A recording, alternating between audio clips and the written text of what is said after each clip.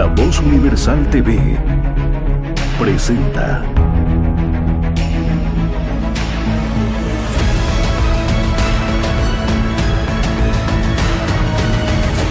El Laberinto con Andrés Canseco. Ok. ¿Qué tal? Muy buenas. Un gusto estar. Agradecer a los organizadores del evento por considerarme para esta pequeña conversación. A ver, mencionaba varios puntos interesantes, Germán, y que algunos los voy a retomar porque tienen que ver también con el tema al que me voy a abocar.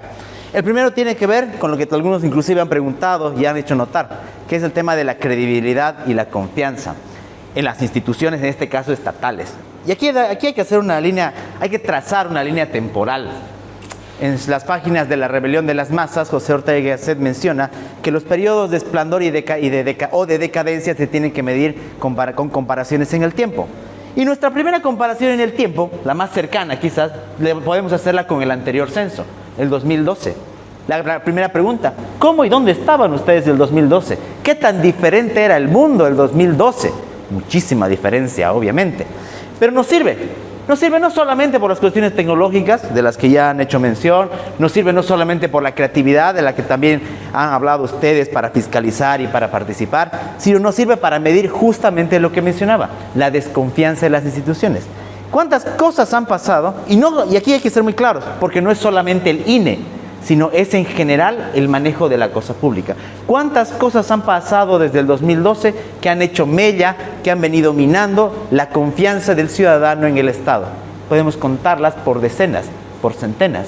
Elecciones del 2014, referéndum del 2016 del 21 de febrero. Si quieren verlo desde el órgano judicial, la sentencia que habilita del 84-2017, el fraude del 2019... Y así podemos seguir contando muchísimas cosas que hacen que las personas dejen de creer en las instituciones. Y esto es un ejemplo. ¿Por qué? Porque se ocasiona lo que podríamos llamar, no quiero decir divorcio, porque es una palabra que no aplica en este caso, pero sí una separación entre la relación entre el ciudadano activo y el Estado. Afirma que está al otro lado. Y particularmente no me parece tan mala la idea en ciertos aspectos, por lo menos a mí como liberal.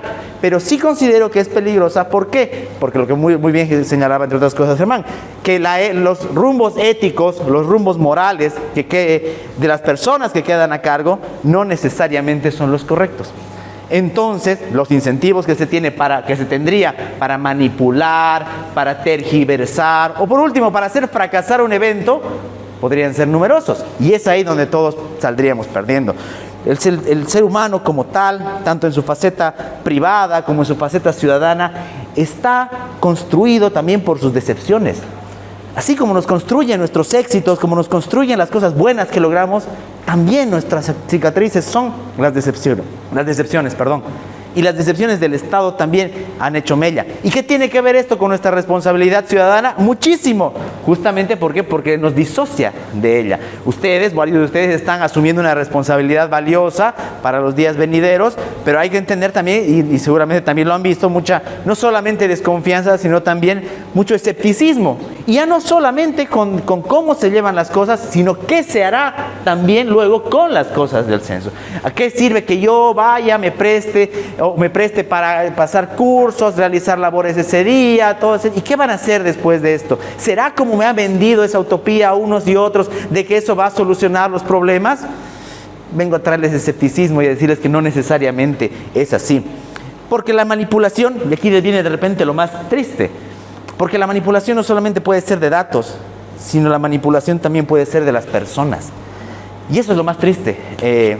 Lamentablemente, como estamos en esta hipertrofia política en este país, en el que todo parece llevarse a ese campo, la misma idea del censo, y lo preguntaban hace rato, la misma idea del censo está manchada por la política y por lo que se ha pasado hace poco más de un año, por el famoso tema del paro. Y no me van a dejar mentir, muchas personas no quisieron sumarse a esto porque lo primero que recordaban, como ese meme del perro que recuerda helicópteros de guerra, era el paro. La idea del conflicto, la idea de que algo que debería ser un elemento de relevamiento de datos ciudadanos está asociada a la idea del conflicto, el paro, los bloqueos y todo aquello.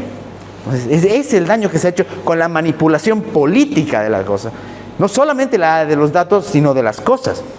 Claro, y el ciudadano que en teoría debería ser el principal actor de estas cosas, voluntariamente, de manera responsable, se ve limitado por cuestiones que siguen siendo problemas muy grandes dentro de Bolivia, como la transparencia, lo que muchos de ustedes han vivido y lo que también comentaba Germán, cursos cerrados o información hasta por ahí, o incluso favorecimiento a algunas personas de algunos bloques o corporaciones. Entonces, es eso también lo que nos decepciona. Y no es que esté tratando de exculpar las cosas que pasan, sino simplemente de entenderlas. Claro, y a nosotros también nos viene este asunto de cómo es que se manipula esto también desde otros frentes. No es el momento para hablar de política y esas cosas, es cierto, pero sin duda como está manchada de política el censo, es inevitable.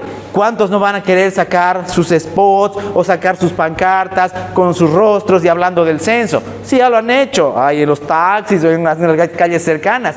Todo el mundo quiere atribuirse el futuro éxito. Consejo de una persona que ya tiene algunos años: siempre desconfíen de la persona que quiere poner su cara en todo lado. Esa persona está buscando algo más que el bienestar de la sociedad. Y aquí es donde, por ejemplo, nos encontramos con cuestiones ridículas. Esta mañana, y esto es reciente, no lo había preparado en la charla, pero estaba moviendo mi auto después de desayunar, enciendo la radio, y sale el alcalde en su programa, en su show, no sé qué es, y me dice, y dice textualmente, y lo tengo porque voy a sacar un video sobre aquello: necesitamos los datos del censo para saber cómo trabaja la gente y para saber qué empleos vamos a crear. Ok, nosotros escuchamos y eso nos reímos. Primero porque el Estado no crea empleos, obviamente. Pero además porque aunque lo hiciera, ¿cómo va a usar los datos del censo para crear empleos? Pero aún así habrá mucha gente que sí cree en eso y que sí advierte que puede pasar. Y ahí viene lo otro, que dentro de la verdadera utilidad del censo, muchas de las cosas que mencionaba muy bien Germán cuando me precedía, también está lo otro. Muchas veces no solamente es cantidad, sino también calidad. Y no solamente me refiero a recursos, voy a hablar de eso en unos minutos, sino por ejemplo el famoso tema de los escaños. Ya en el anterior censo, incluso en el anterior al anterior, hubo la polémica por la redistribución de escaños. Obviamente por el nivel poblacional que tiene Santa Cruz, como departamento merece más diputados dentro de la representación. Los senadores siempre han sido con esta constitución y con la anterior el mismo. Eran 4, ahora antes eran 3 por departamento. Pero los diputados se distribuyen por población. Y siempre ha habido esa idea, ¿no?, de que necesitamos más peso en el Parlamento, necesitamos más diputados que nos representen. Ok, lo acepto. Pero fíjense, si con el mismo tesón, si con la misma insistencia, en vez de pedir más diputados, pidiéramos mejores diputados. No necesitaríamos esperar 10, 12 años para solicitar que sea mayor el número de representantes, sino más bien exigirle a esos sujetos, más o menos que sean, mayor calidad en su trabajo.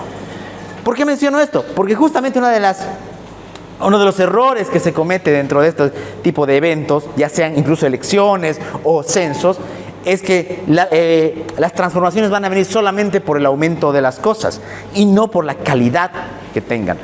Entonces nos encontramos también con el caso de los recursos. ¿Cuál es el argumento sensato y correcto, bien elaborado, de que a mayor cantidad de datos, al registrarse la mayor cantidad de migración y de ciudadanos en la región, se asignará más recursos? Pero el ciudadano no hace un ejercicio crítico y dice: ok, muy bien, pero los recursos no son como el agua y los peces. Ojo, menos en la situación de crisis. O sea, sí pueden venir más en proporción, pero si no hay dinero, no va a aparecer mágicamente el dinero para la región o para la universidad. Si de verdad se acentúa la crisis, por más relevamiento o más porcentaje que haya, igual la situación va a ser compleja. Obviamente será mejor teniendo los datos en el porcentaje, obvio, pero no va a ser la solución, no va a ser la panacea. Incluso desde el involucramiento, lo que decíamos hace rato, desde el involucramiento de las instituciones. Hace un año y poco más, cuando había el problema del censo, lo recuerdan muy bien ustedes, una de las instituciones que con mayor acierto apareció fue justamente la que nos cobija hoy. Y no tengo ningún problema con eso. Pero me hubiese gustado, me hubiese agradado tal vez, que con ese mismo tesón hubiese aparecido cuando hubo, si bien era otra administración, cuando hubo el problema del 2017, con la sentencia constitucional que habilitó la reelección indefinida, cuando se empezaron a vulnerar las libertades y el debido proceso. A mí me hubiese gustado que también tenga ese tesón movido más allá de los recursos. Pero bueno, no siempre son las cosas como uno quiere. Y finalmente está el problema de las causas, para no alargarme mucho, que está unido a esto. Para decirlo en un término más económico, los incentivos. ¿Qué nos mueve? ¿Qué nos invita a movernos cada día? Todos en nuestras vidas tenemos algo que hace que nos levantemos por la mañana a hacer nuestras cosas. O mínimamente que no lleguemos a la noche y nos peguemos un tiro para aniquilar nuestra existencia. Hay algo que nos mueve.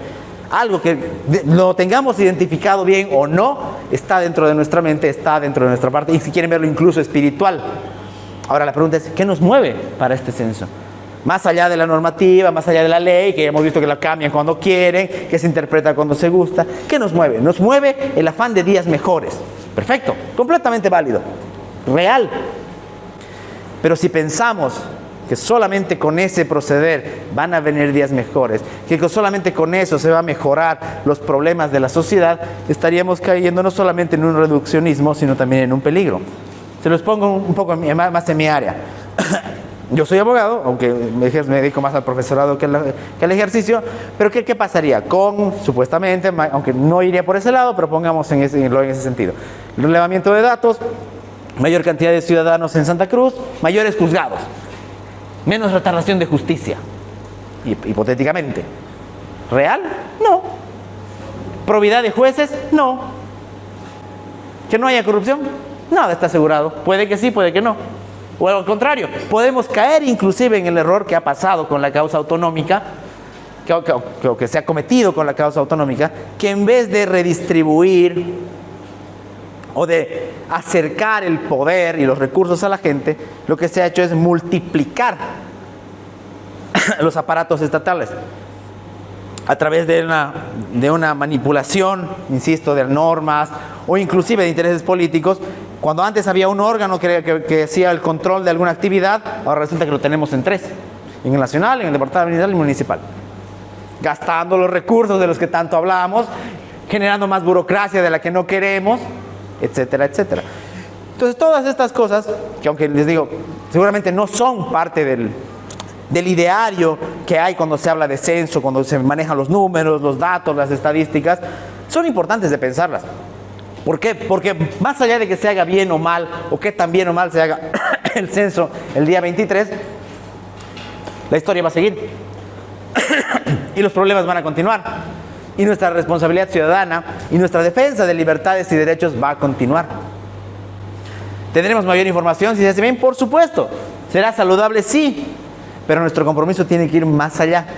Y por eso yo estoy muy de acuerdo con las cosas que manifestaban, porque esas ideas que ustedes tienen, por ejemplo, de organización, de control, de cruce de información, van a quedar, un poco con lo que decía también Germán, va a ir más allá del censo, no van a deshacer sus vínculos con instituciones o con personas, sino va a servir para controlar. ¿Para controlar a quién? Justamente al mismo Estado. Porque en ese día, o posterior a ese día, se acabará esa alianza que tienen ustedes como censistas y serán ciudadanos que tendrán más bien que vigilar a ese gran leviatán en lugar de servirle, que en realidad ellos no se deben servir a nosotros, pero ya saben cómo es la historia. Entonces, simplemente para no alargarme con eso, la idea de la responsabilidad, no me gusta tanto social, me gusta más decirle ciudadana, y el juego con la libertad que tiene que existir a partir de este censo es de eso, asumir qué importancia real tiene, sin subestimarla, pero tampoco tomarla como una panacea para el futuro, porque nada lo es, como lo decía muy bien hace rato también Germán. La sociedad y los grandes pasos no se dan por cuestiones mágicas o por iluminados profetas que vengan en una papeleta o en cualquier otro lado. Se dan por el esfuerzo, se dan por la constancia, se dan por el compromiso ciudadano y por los valores que nosotros tenemos al ejecutar las acciones.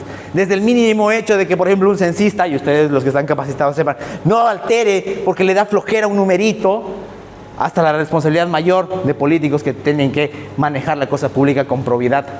Y lamentablemente de esos hay una escasez terrible que no se solucionará con censos.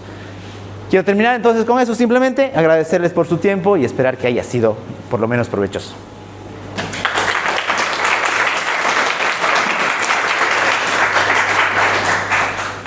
Muchísimas gracias. Ahora comienza la ronda de preguntas, como ya saben. ¿Alguno tiene una pregunta o algún aporte que hacer? Una pregunta o comentario. Sí. Si bien es cierto, la política, lamentablemente, esa palabra, ese término está muy lisiado Sí. el día de hoy, pero ¿Qué significa política? Política es el poder de depender de vos, de los demás. Por supuesto. Porque todo el mundo hace política. Existen políticas públicas, la política, lo que estamos haciendo ahorita es política. Claro. Porque damos nuestro conocimiento. Sobre cosas públicas, exacto. Exactamente. Pero ¿qué sucede? Que las personas tienen ese criterio y ese pensamiento negativo de que todo lo político es malo, de que todo lo político no aporta y solamente se benefician unos cuantos y quieren los que están arriba. Sí, sí. Que lamentablemente en temas de elecciones bajan abajo, hacen utopía, promesas falsas, un 50 de números. ¿Ya? Pero hay que cambiar esa perspectiva de las personas, hay que realmente dar el significado de qué es política y que el compromiso se tenga que tener sí o sí. En 2022 salimos todos a la calle por pelear por el censo. ¿Y qué sucedió ahora? Que no llegamos al objetivo que realmente necesita Santa Cruz para ser censado. Es más que todo una cuestión ya de hacer una retrospectiva y analizar las cosas y más concientizarnos nosotros mismos y como jóvenes, porque lamentablemente las personas mayores, nuestros padres, ya de aquí a un tiempo no van a velar por nosotros. Nosotros somos los que velamos por nosotros mismos y por un futuro por ellos. Y hacer una acción de cambio para que en un futuro nosotros mismos seamos determinantes en la política. ¿Qué sucede? Que las personas dicen, y me ha tocado con eso, van a votar por el mismo. Entonces, ¿qué hago? Yo no puedo hacer el cambio, voto por el mismo. Y esa es una mentalidad muy lamentable y frágil. Porque si constantemente seguimos en lo mismo y en lo mismo, se va a seguir en lo mismo, el marxismo. Que es lo único que hace es plantear utopía. Y si se sigue creyendo en lo mismo, vamos a seguir. Cambiemos la mentalidad, somos jóvenes, planteemos un nuevo chip, que el futuro somos nosotros. Muchos dicen la juventud es el futuro de nuestro país. Pero no, nosotros somos el presente y el futuro de nuestro país y del mundo. Sí, estoy muy de acuerdo y relacionado al tema del censo, más allá del nombre del partido, y me quedo con lo primero que decías, que hay un sistema perverso que a veces nos aleja y ha alejado a varias generaciones de una sana política. Yo particularmente tengo 35 años y he visto ahí un par de generaciones que tenían muy buenas intenciones, muy buenos bríos, pero terminaron engullidos por un sistema. Pues como dices tú, si hay un sistema de valores más o menos firmes, que se resistan y que no devoren a ese ciudadano joven como los gusanos de Dune, entonces en todo caso hay más espacio para la esperanza. Pero es que ahí, acotando a lo que dice el compañero, desde el momento en que nacemos venimos a un sistema. No, claro. Somos parte todos de un sistema. Y nosotros elegimos cómo estamos en ese sistema. Y más allá del tema del censo, primero tiene que haber una conciencia individual para recién alguna conciencia ciudadana. Porque, por ejemplo, yo criticaba bastante las personas que decían que va a haber algo a cambio que realices que sea censista voluntario. Claro. Su mismo nombre lo dice, censista voluntario. Tiene Claro. que hacerte como conciencia el que vos podás aportar y el que vos te quedes con tu conciencia tranquila. Los datos salieron que son fidedignos o no, pero vos estás aportando algo de tu espacio. Tenemos que verlo más allá de nosotros como jóvenes. Porque si todo el tiempo le vemos el negativismo, pues vamos a seguir en la persona de confort y no vamos a aportar nada. Claro. Aparte, como lo dices, es un asunto voluntario y ahí se aplica la semántica, no como en contribuyente de los impuestos, que uno no es voluntario, pero sí en ese caso. Aparte que, inclusive en los ejemplos que mencionabas hace rato, ¿no? Hay la idea de que, aparte, o mejor dicho, paralela a la labor del censista, hay una labor de fiscalización, que eso también es una herencia, como decía también que la palabra crisis de rato Germán, es una herencia de la crisis del 2019. Hemos aprendido a sacarle fotos a todo y a utilizar estas herramientas también para controlar, no solamente en elecciones y en censos, sino en lo que venga también, y es una muy buena forma. Acotando al tema que decía, me gustó la parte en la que mostraba o hablaba acerca de que necesitamos censistas con calidad, no con cantidad, porque si les damos tantos beneficios, que no está mal darle beneficios a los censistas voluntarios, van a haber muchos que en cantidad van a hacer todo lo que tienen que hacer el trabajo, lo dejan ahí y no hacen el seguimiento o no tienen la participación correspondiente que deberían tener. En cambio, si es voluntario y son de calidad, ellos van a tomar iniciativas como las que mencionaban para ser parte de esto. ¿De qué nos sirve tener un montón de datos, un montón de censistas, si no lo van a hacer de manera correcta, no van a hacer un procedimiento y no van a tomar su parte como apoyo a esa sociedad? Claro, es que en este caso específico de los censistas, bien lo dices, es la cantidad, pero también la calidad, porque también se genera la posibilidad así de un control cruzado entre los censistas. Porque dices, no, mi grupo o el que está en mi zona cercana, también yo lo estoy controlando. No solamente estoy controlando al de arriba o intentando hacerlo, sino también al que está realizando la misma labor que yo. Y es lo que pasa en la ciudadanía como tal, en las elecciones. Lo decían también, o sea, Ok, le decimos mucho que hay problemas en las elecciones, pero todo el mundo dispara después de votar y no va a haber el conteo de su cosa. Entonces es también un compromiso que va ahí. Y yo sé que cuesta, y como decía también Germán, tenemos 1000 cosas, 1000 preocupaciones, pero el precio a pagar puede ser muy caro si el desinterés es mayor. Y no solamente el desinterés del censo como tal, sino el que están demostrando ustedes aquí conversando y escuchando. Esa es también una muestra de interés de tipo académico e intelectual, y por eso yo también se los felicito. Y ahora yo tengo una pregunta. Sí. ¿Por qué crees que existe ese no importismo de parte de algunos jóvenes, no todos, a ser censista voluntario? Pero sin embargo son los primeros en estar subiendo fotos en los paros o sí apoyando a esas movilizaciones cívicas, Claro. pero no haciendo ese tipo de fiscalización. Ya, hay varias. La primera, lo que mencionaba, el asunto de la desconfianza. Segundo, que en general pasa eso hasta en las clases, pasa con las generaciones, de que siempre es un grupo el que asume esa labor de liderazgo. Pero también pasa porque existe un carácter, quiero decirle gregario, porque suena fuerte, pero sí muy colectivista en ese sentido. Por ejemplo, con los paros son masivos, cuando están los grupos, se asume otro tipo de fortaleza. En cambio, al ciudadano individual le cuesta. Cada uno de los que ha tomado la decisión de ser voluntario lo ha tomado en lo ínfimo de su mente, de su voluntad. Entonces, no ha ido con su compás a decir seamos todos. Eso ha venido después. La primera decisión es individual. Entonces, creo que ahí también animarse cuesta. Entonces, cuando hay estas movilizaciones o cosas masivas, sí hay más efervescencia. Pero a la efervescencia, ya sea política, ciudadana, hay que añadirle racionalidad, y es ahí donde cuesta. Donde cuesta sopesar, ok, voy a perder sábados, voy a perder horas estudiando, pero por un bien mayor. Entonces, como que ese ejercicio no lo tenemos, y es un problema no solamente del censo, sino de muchas causas, ¿no? Voy a salir a marchar porque me molesta el gobierno, ok, pero cuando me pregunten la razón específica de la marcha, quizás no la sepa. ¿Por qué? Porque no me informé, porque no pregunté.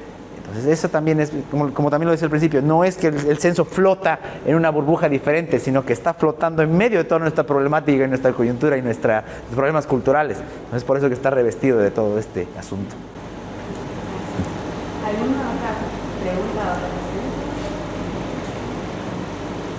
Yo creo que es importante, ya lo mencioné hace un rato y me pareció muy importante lo que mencionó Caterina. Esa es mi culpa del por qué los jóvenes no tenemos la iniciativa de participar en estos espacios y estamos esperando necesariamente una retribución. Digamos, o sea, si no hay una retribución de por medio, por ejemplo, no estoy diciendo que todo el mundo piensa así y ella ha sido siempre así, o en la época del paro se iba a tomar de la misma forma.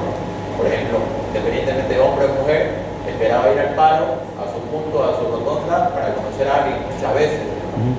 Y eso es esperar una retribución. O sea, no estás yendo por, digamos, no parabas por el tema del censo, claro. Ibas esperando otra cosa.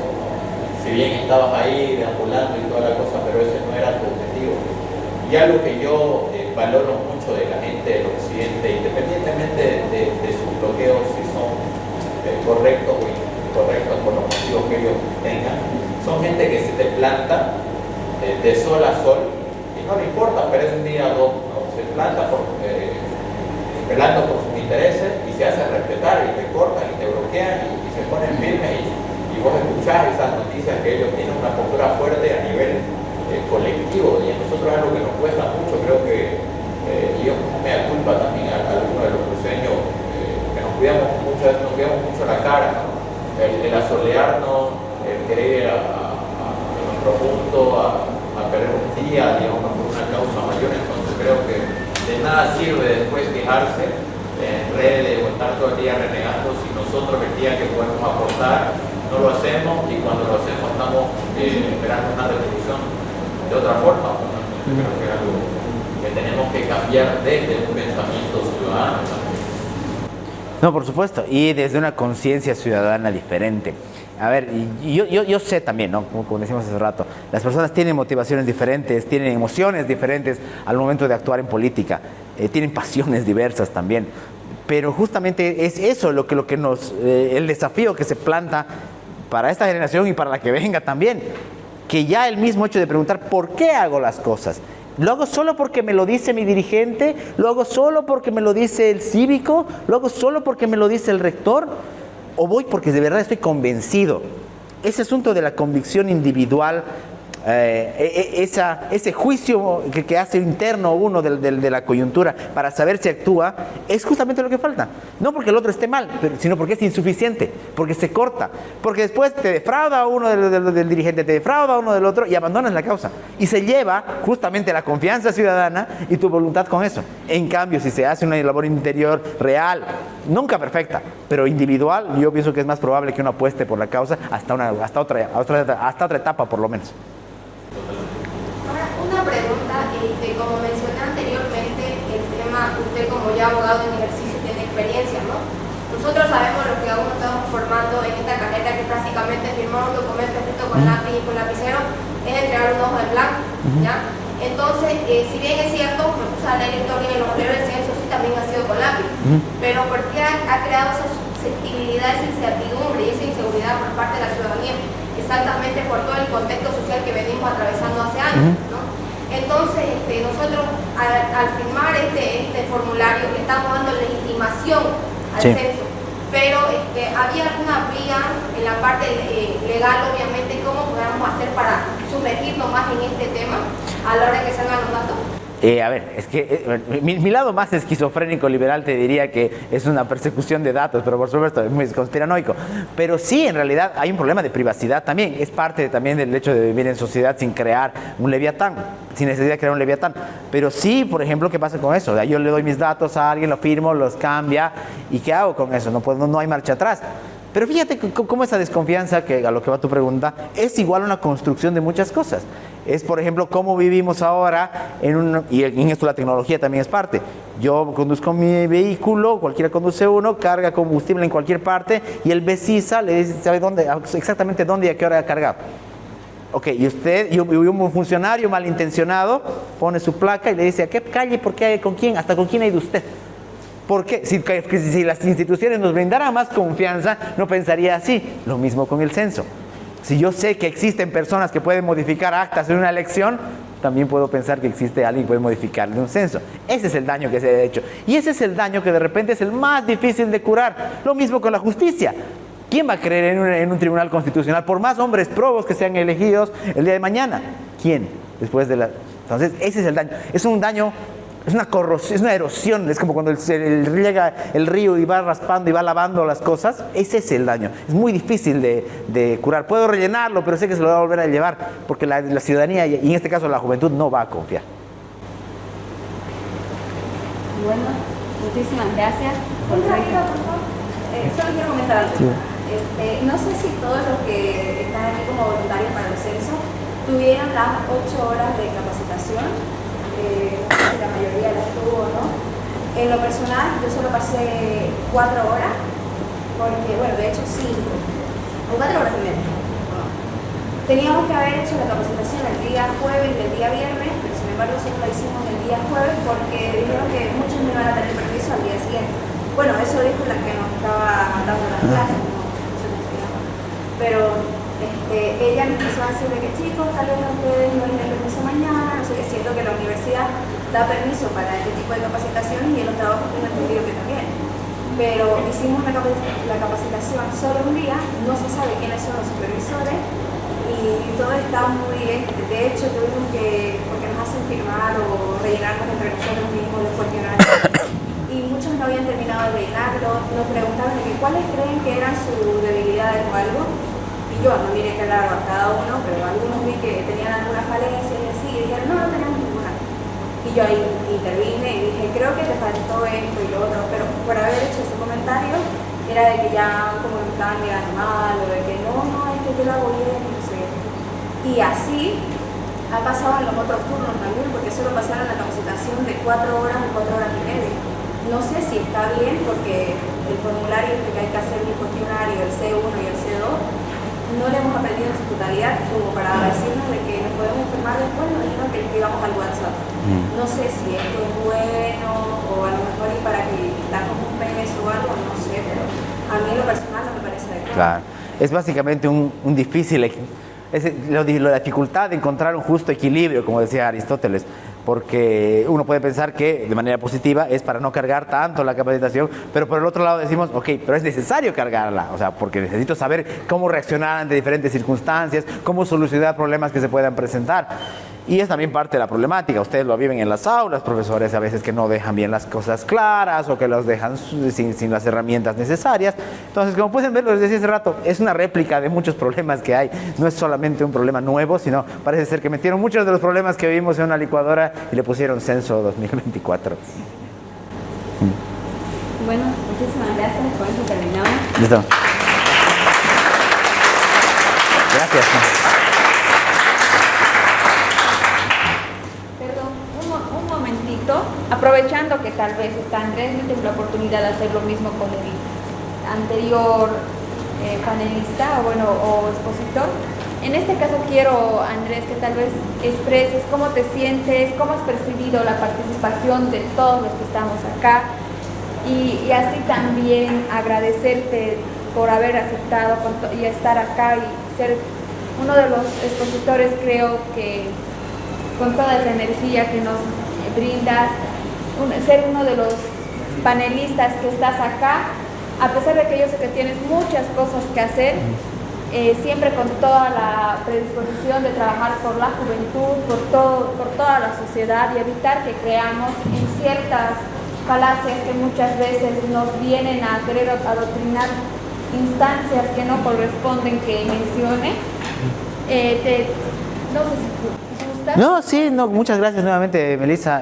No, agradecerles lo primero por la atención. O sea, como les decía Melissa, es muy importante porque más allá de la labor que realicen, sean censistas o no, el interés de venir a escuchar, a reflexionar, no a que tomen a pie de palabra todo lo que les decimos, porque tampoco se trata de eso, sino más bien de generar un juicio crítico, es muy satisfactorio. Yo doy clases 4 de los 5 días de la semana en colegio, así que para mí es muy importante también salir de ese ambiente para poder ver otras problemáticas y otras visiones, que seguramente también los estudiantes de colegio la tendrán en un futuro, pero más bien agradecerles por la atención y por las preguntas, que siempre es importante hacerlas porque lo prueban a uno también, que para salir de esa supuesta certeza que debemos tener, siempre hay que desconfiar. Como decía Melissa, hay que desconfiar sanamente porque hay mucho en juego, no solamente en el censo, sino en general.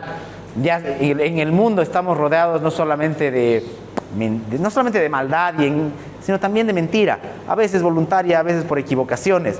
Y nuestras herramientas para razonar, para acercarnos un poquito a la verdad, están del lado del conocimiento y de la reflexión. Más allá de eso no hay otro, sino que creerle a impostores, como bien decían. Entonces nada, una vez más gracias. Y igual, tanto como esta charla como otras cosas pueden encontrarlas en mis redes sociales, en mi canal de YouTube es El Laberinto 2.0, o pueden buscarme a mí como Andrés Canseco, igual es lo mismo. Así que estaré ahí para lo que necesites siempre. Gracias. Gracias.